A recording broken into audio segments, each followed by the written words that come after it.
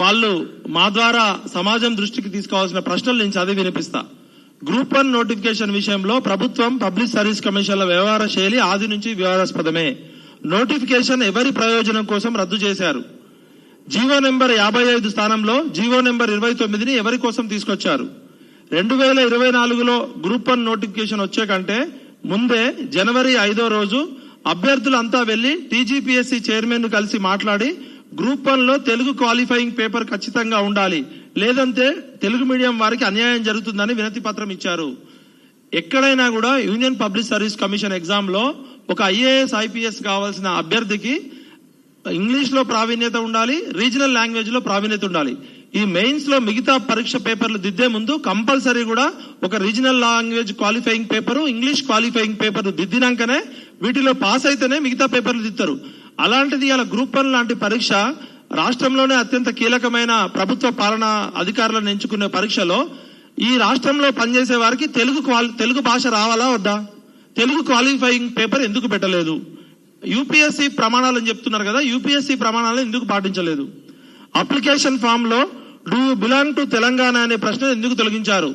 తెలంగాణ ఉద్యమం వచ్చిందే మా ఉద్యోగాలు మాకు కావాలని 1952లో ముచ్చర్ల సత్యనారాయణ గారు ప్రారంభించిన ముల్కీ ఉద్యమము మా ఉద్యోగాలు మాకు కావాలని మొదలైన ఉద్యమం. కేసీఆర్ ముఖ్యమంత్రి కావాలనో, రేవంత్ రెడ్డి ముఖ్యమంత్రి కావాలనో, ఎల్లయ్య మల్లయ్య పుల్లయ్య ముఖ్యమంత్రులు మంత్రులు కావాలని రాలే తెలంగాణ ఉద్యమం. మా భూమిపుత్రులకి ఉద్యోగాలు కావాలి, మా ఉద్యోగాల్లో అన్యాయం జరుగుతుందని వచ్చిన ఉద్యమంలో తెలంగాణ వచ్చిన తర్వాత కూడా 11 సంవత్సరాల తర్వాత మనం 2011లో నోటిఫికేషన్ వచ్చింది. అది అప్పుడు తెలంగాణ ఉద్యమం ఉధృతంగా జరుగుతున్న సమయంలో కిరణ్ కుమార్ రెడ్డి ప్రభుత్వంలో మనమంతా ఏం చేసినాం, మా ప్రభుత్వం వచ్చినాక మేము ఉద్యోగాలు పెట్టుకుంటామని కేసీఆర్ గారు ఇచ్చిన పిలుపు మేరకు ఎవరు కూడా సీరియస్ గా ప్రిపేర్ కాలే. అదే నోటిఫికేషన్ 2016లో కంప్లీట్ చేసిర్రు, 173 పోస్టులు ఫిల్ చేసిర్రు. దానిలో కూడా దాదాపు 75 పోస్టులు అమ్ముకున్నారనే ఆరోపణలు వచ్చినాయి. 13 సంవత్సరాల తర్వాత కూడా మనం గ్రూప్ 1 పరీక్ష నిర్వహించుకోలేకపోయినామంటే ఇదేం ప్రభుత్వాలు, ఇదేం రాజ్యాంగము?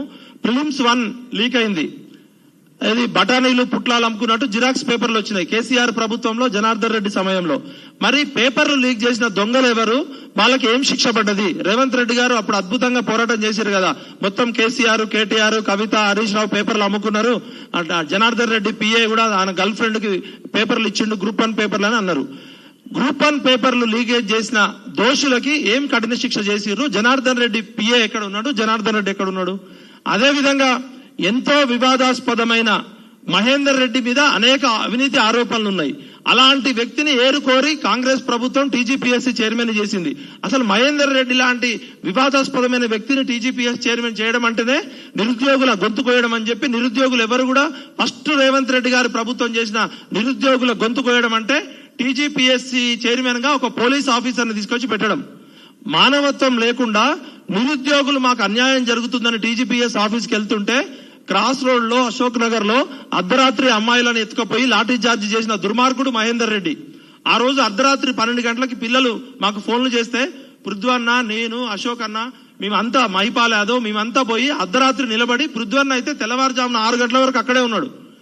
బిడ్డ పిల్లల మీద లాఠీ చార్జ్ చేస్తే మీ ఫామ్ హౌస్లు ఉండవు, మీ ప్రగతి భవన్లు ఉండవు, మీ ముఖ్యమంత్రి ఆఫీస్ ఉండదని వార్నింగ్ ఇచ్చారు. ఒక ప్రజాపాలన అని చెప్తున్న రేవంత్ రెడ్డి గారి ప్రభుత్వము గ్రూప్ 1 అభ్యర్థులని బర్రెలు గొర్రెలు లాగా ఈడ్చుకపోయి అమ్మాయిలను కూడా అర్ధరాత్రి పోలీస్ స్టేషన్ లో ఎందుకు పెట్టాల్సి వచ్చింది? కేసీఆర్ ప్రభుత్వం ఏమో తార్నాకట్టు, విద్యానగర్ పిల్లల్ని రాకుండా చేస్తే ప్రజాపాలన అని చెప్పిన రేవంత్ రెడ్డి ప్రభుత్వము ఎందుకు లాఠీ చార్జ్ చేసిందంటే అక్కడ ట్రాన్స్పరెన్సీ లేదు, అకౌంటబిలిటీ లేదు. ఎక్కడైతే ట్రాన్స్పరెన్సీ, అకౌంటబిలిటీ ఉంటుందో అక్కడ దౌర్జన్యం చేస్తారు. జనార్దన్ రెడ్డి అట్లా చేసిండు, మహేందర్ రెడ్డి ఇట్లా ముంచిండు. ఇప్పుడు వచ్చిన కొత్త ప్రభుత్వము మేము గత వారం రోజుల నుంచి ముఖ్యమంత్రి కార్యాలయానికి, టీజీపీఎస్సీ ఆఫీస్ కి అన్ని రకాల సోర్సెస్ ద్వారా ముఖ్యమంత్రి సన్నిహితులకి మేము లెటర్లు రాయడం జరిగింది. రాహుల్ గాంధీ గారికి లెటర్ రాయడం జరిగింది, మీనాక్షి నటరాజన్ గారికి లెటర్ రాయడం జరిగింది. ఈ దేశంలో, ఈ రాష్ట్రంలో ఉన్న అన్ని రకాల అపెక్స్ బాడీస్ కి మేము లెటర్స్ రాయడం జరిగింది. అందరూ చూస్తున్నారు కానీ ఎవరూ మాట్లాడట్లేదు. డెమోక్రసీలో డైలాగు, డిస్కషన్, డిబేట్ అని ఉంటది. మేము ప్రభుత్వాన్ని బదనాం చేయాలనో, ప్రభుత్వాన్ని గద్దెదింపాలనో చెప్పట్లే. బాధ్యత గల పౌరులుగా, తెలంగాణ ఉద్యమకారులుగా పృథ్వన్న, నేను కంటి నిండా కన్నీళ్లు వస్తున్నా కూడా ఆపుకొని చెప్తున్నాం. లక్షల మంది, 40 లక్షల మంది పిల్లలు ఇవాళ టీజీపీఎస్ లో రిజిస్ట్రేషన్ చేసుకున్నారు. ఈ వ్యవస్థ మీద నమ్మకం పోతే పెన్నులు పట్టాల్సిన పిల్లలు గన్నులు పట్టాలని కోరుకుంటున్నారా? మీరు ఏం కోరుకుంటున్నారు ప్రభుత్వాలు? రేవంత్ రెడ్డి గారు మీరు ఇమీడియట్ గా మాకు అపాయింట్మెంట్ అని ఇవ్వండి. మాకు ఇవ్వడం ఇష్టం లేకపోతే ఈ గ్రూప్ 1 పిల్లలకి అపాయింట్మెంట్ ఇవ్వండి. టీజీపీఎస్సీ చైర్మన్ గారు ఎందుకు అపాయింట్మెంట్ ఇయ్యరు? టీజీపీఎస్సీ పిల్లలు ఫోన్ చేస్తే ఒక కాన్స్టిట్యూషనల్ బాడీ ఉన్న టీజీపీఎస్సీ చైర్మన్ కే ఫోన్ చేస్తారా? మీ మీద కేసులు పెడతామని బెదిరిస్తున్నారట. నాకు స్వయంగా ఒక 3 పిల్లలు వచ్చి చెప్పారు.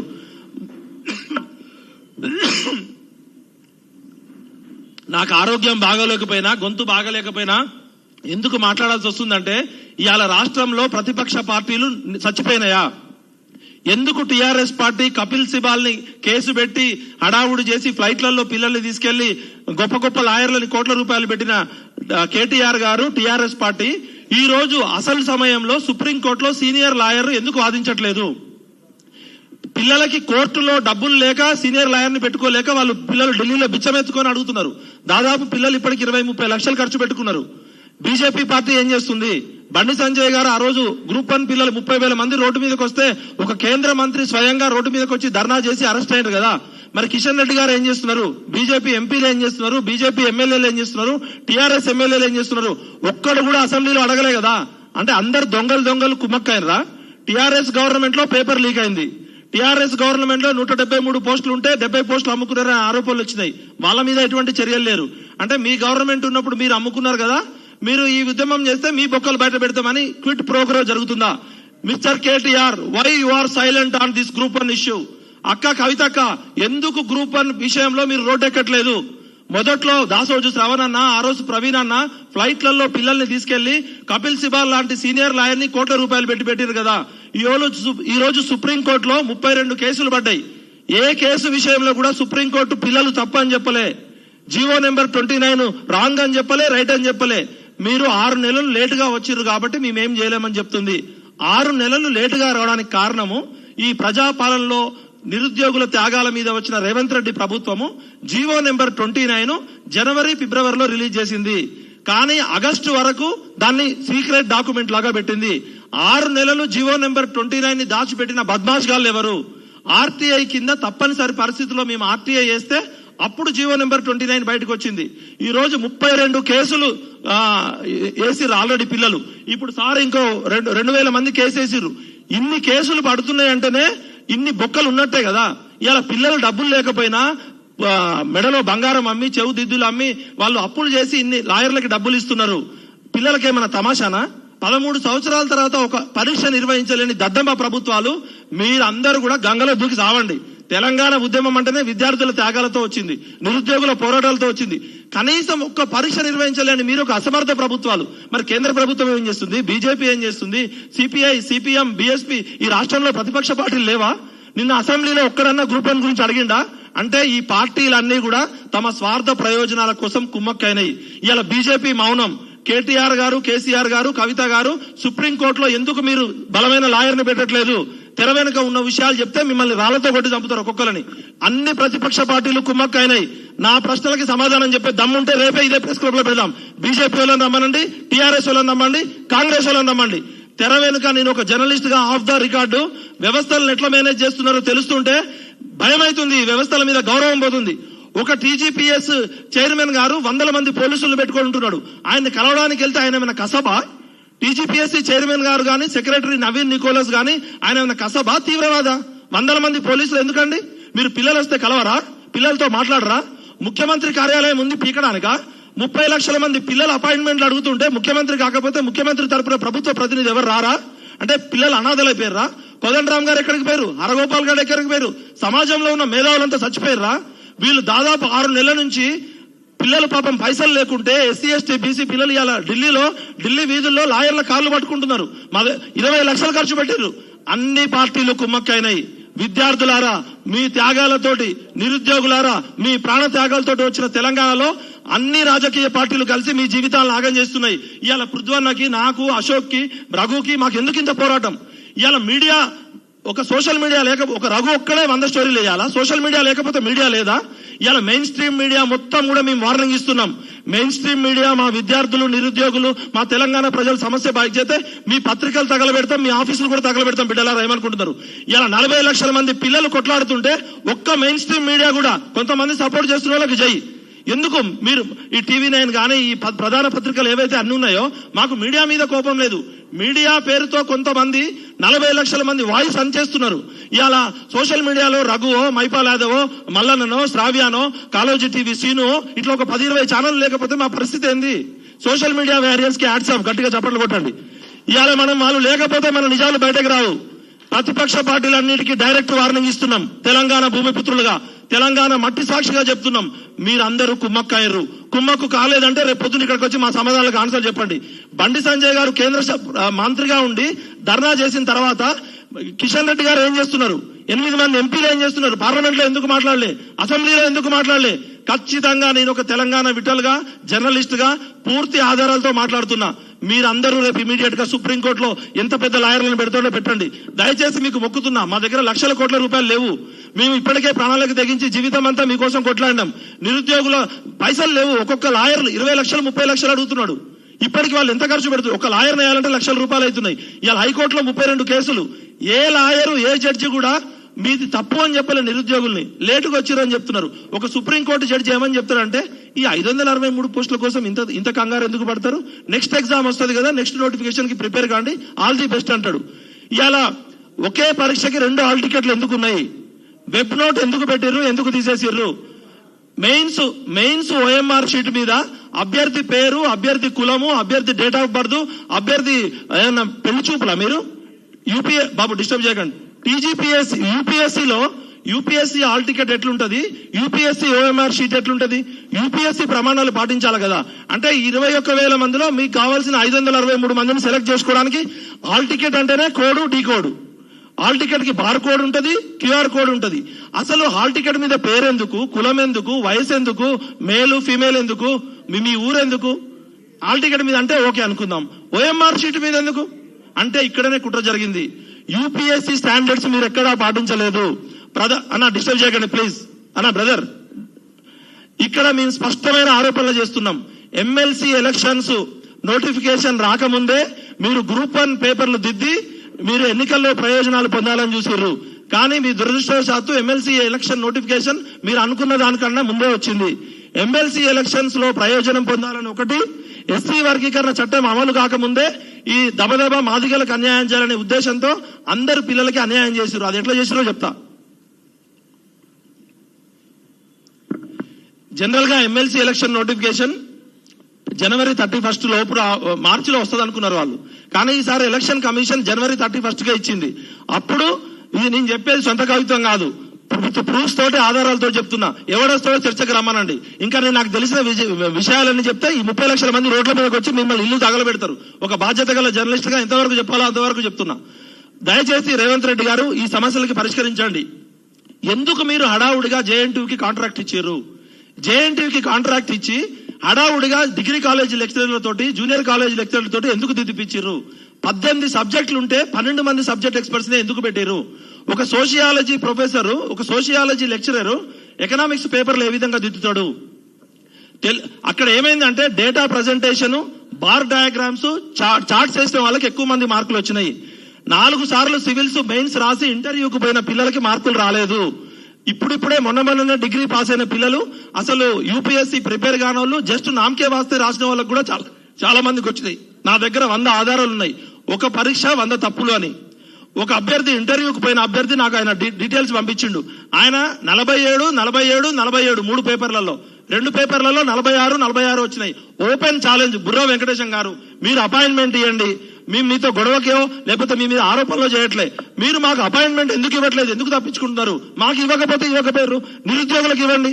ఒక డిస్కషన్ వస్తాం. నవీన్ ఈకోలు అసలు అడ్రస్ లేపడు. స్పష్టంగా చెప్తున్నాం, మాదిగలకి అన్యాయం చేయాలనే ఉద్దేశంతో తొందరగా దిద్దిర్రు. గ్రూప్ 1 పరీక్షా ఫలితాలు విడుదల చేసి తొందరగా టీచర్స్ గ్రాడ్యుయేట్స్ ఎమ్మెల్సీ ఎన్నికల్లో లబ్ధి పొందాలని తొందరగా మీరు చేసిన తప్పుల వల్ల ఇవాళ 563 మంది అర్హత లేనోళ్ళు, అంతకన్నా మెరిట్ ఉన్నోళ్ళు ఏమో బయట ఉంటున్నారు. సివిల్ సర్వీస్ లో టాపర్స్ ఏమో బయట ఉంటున్నారు. మీరు అర్హత లేనోళ్ళు, ప్రతిభ లేని పిల్లలు లోపలికి వెళ్తున్నారు. వీళ్ళు యంగ్ ఏజ్ లో తీసుకుంటే 30-35 సంవత్సరాల పాటు మీకు బానిసలుగా పనిచేయాలనా? అంటే మీరు తెలంగాణ ఉద్యమ పేపర్ ఫ్యాకల్టీ కూడా 46 మార్కులే వచ్చినాయి. యూపీఎస్సీ ప్రమాణాల ప్రకారం ఇంతవరకు భారతదేశ చరిత్రలో ఎక్కడ కూడా 50% మార్కులు రాలే భారతదేశ చరిత్రలోనే. జీవో నెంబర్ 29 పేరుతో మీరు చేసిన దగా వల్ల యూపీఎస్సీలో టీనా దబి అనే ఒక అమ్మాయి, ఆమె civil service all India topper వచ్చింది 2015లో. ఆ అమ్మాయి ఎస్సీ సామాజిక వర్గానికి చెందిన అమ్మాయి. ఆ అమ్మాయికి ప్రిలిమ్స్ లో 68.50 వచ్చింది, 68.25 వచ్చింది. ఆ ఇయర్ ఎస్సీలో కట్ ఆఫ్ 68.50, అంటే 0.25 మార్క్స్ ఎక్కువ రావడం వల్ల ఆ అమ్మాయి ప్రిలిమ్స్ లో గేట్ 1 నుంచి గేట్ 2కి వచ్చింది మెయిన్స్ కి. ఆ అమ్మాయి ఆల్ ఇండియా టాపర్ అయింది, అలా మధ్యప్రదేశ్ క్యాడర్ లో పనిచేస్తుంది. ఇక్కడ మీరు జీవో నెంబర్ 29 తీసుకురావడం వల్ల గేట్ 1లోనే ఎస్సీ ఎస్టీ బీసీలను ఆపేసిర్రు. దానివల్ల లక్షలాది మంది పిల్లలు ఎస్సీ ఎస్టీ బిల్లులకి అన్యాయం జరిగింది. రాజ్యాంగాన్ని విస్మరిస్తున్నారు, రూల్ ఆఫ్ రిజర్వేషన్ విస్మరిస్తున్నారు. ఎక్కడ కూడా ట్రాన్స్పరెన్సీ లేదు, అకౌంటబిలిటీ లేదు. మీరు వెబ్ నోట్లు ఎందుకు పెడుతున్నారు, ఎందుకు తీసేస్తున్నారు? మీరు జిఎల్ఆర్ ఎందుకు ప్రకటించలే? ఇప్పుడు 21,000 మంది ర్యాంక్ రాసిరు కదా, ఈ 563 మంది మార్కుల లిస్టు బయట పెట్టాలి కదా. ఎక్కడన్నా ఇంతవరకు భారతదేశ చరిత్రలో ఏ పబ్లిక్ సర్వీస్ కమిషన్ అన్నా రీకౌంటింగ్ అనే పదం వాడిందా? రీకౌంటింగ్ కి ఎక్కడన్నా చేస్తారా? రీకౌంటింగ్ చేసినప్పుడు మరి రీవాల్యుయేషన్ ఎందుకు చేయరు? సార్, బుర్రా వెంకటేశం గారు, సీఎం గారు, నేను ఈ సమస్య పరిష్కరించడానికి మీకు సపోర్ట్ చేయడానికి రెడీగా ఉన్నా. మాకు నిరుద్యోగులను రోడ్డు మీద తీసుకొచ్చి ఓట్ల కోసం మేము రాజకీయ నాయకులం కాదు.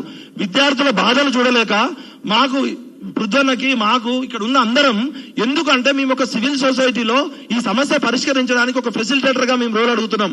ముఖ్యమంత్రి కార్యాలయానికి నేను 10 సార్లు లెటర్ రాసిన, ముఖ్యమంత్రి సన్నిహితులకు రాసిన, ఉలుకు లేదు పలుకు లేదు. ఆఫ్ ద రికార్డు మాట్లాడినప్పుడు అవునన్నా మీరు చెప్పేదాన్ని కరెక్టే, ముఖ్యమంత్రి గారు బిజీగా ఉన్నారంటారు. ఉత్తమ్ కుమార్ రెడ్డి గారికి రాసిన, రేపో మాపో అంటున్నారు, ఇంతవరకు అపాయింట్మెంట్ ఇవ్వలే. మాకు ఇవ్వకండి. కనీసం పిల్లల బాధ వినకుండా టీఎస్పీఎస్సీ చైర్మన్ ఎందుకు దాక్కుంటున్నాడు? నవీన్ నికోలస్ ఎందుకు దాక్కుంటున్నాడు?